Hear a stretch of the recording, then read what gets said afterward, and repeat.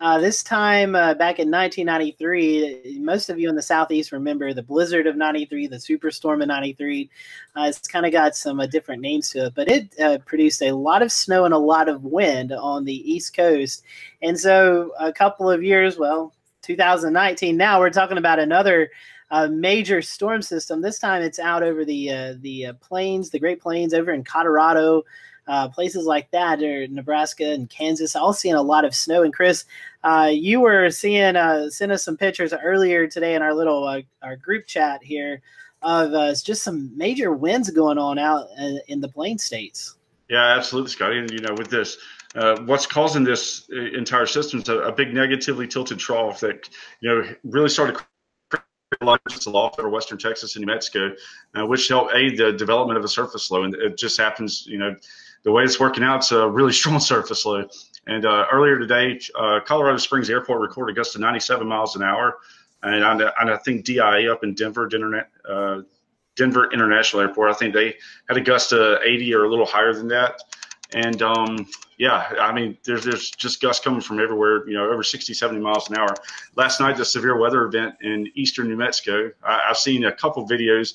There was one big wedge tornado. There was another classic stovepipe tornado, and which turned into a linear system. And ultimately, depends on how they look at it, a derecho that moved all the way across Texas from the New Mexico border all the way through the Dallas Metroplex early this morning.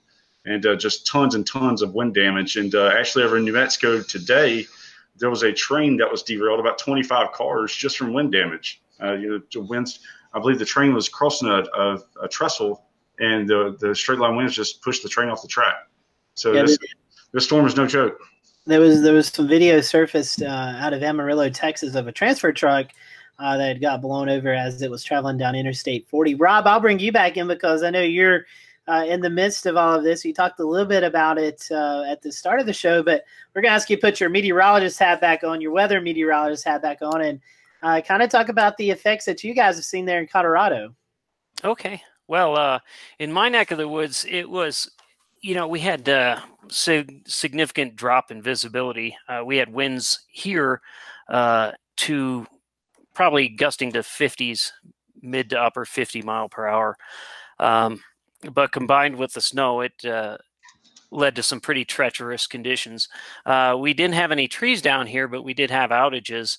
I know in Denver, they did have some trees down. As it moved out to the east, across the eastern plains, much of the roadways were closed.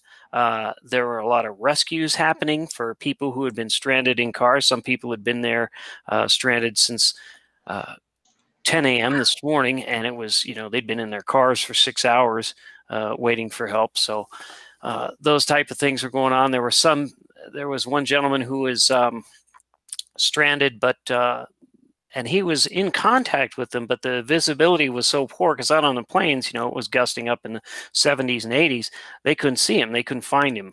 And this, there was an incident that happened. This reminded me of an incident that happened on the eastern plains of Colorado back in the 30s, where a similar storm in 1931 trapped a bunch of school children in a school bus, and it was an amazing story of survival. Not all of them made it, but it was just incredible. And you think about 1930s and what technology they had back then. It was just something else. It was, and I sent a tweet over. James Genry shared on our screen. The national media, if you watched the evening news this evening, you may have heard BombCyclone, Snowmageddon, Snowcane, whatever the case may be. The Denver Police Department, they jumped the gun a little bit. They were talking about how the storm really wasn't oppressive. Well, that tweet did not age very well. Not at all. An hour or two hours after that, things really stepped up. So I think the Denver Police Department probably wishes they could delete that tweet. But again, a very serious snow event taking place. This big blizzard moving across the Midwest. One other thing for folks to really think about is think about the farmers out, especially Nebraska, South Dakota. They're dealing with some really rough times right now, especially western Nebraska. I've seen a bunch of stuff today with 2 feet of snow with snow drifts, that's going to get ungodly high. Yeah, the Nebraska National Guard is actually preparing to do relief missions to assist farmers in feeding cattle for some of the ranchers out there. You've got farms that's well in excess of 10,000, 20,000 acres, and there's just no way for a farmer to get through those kind of conditions to feed their herd. So it looks like the National Guard is going to be sending in some Chinooks once the weather improves to assist the farmers. So that's really awesome.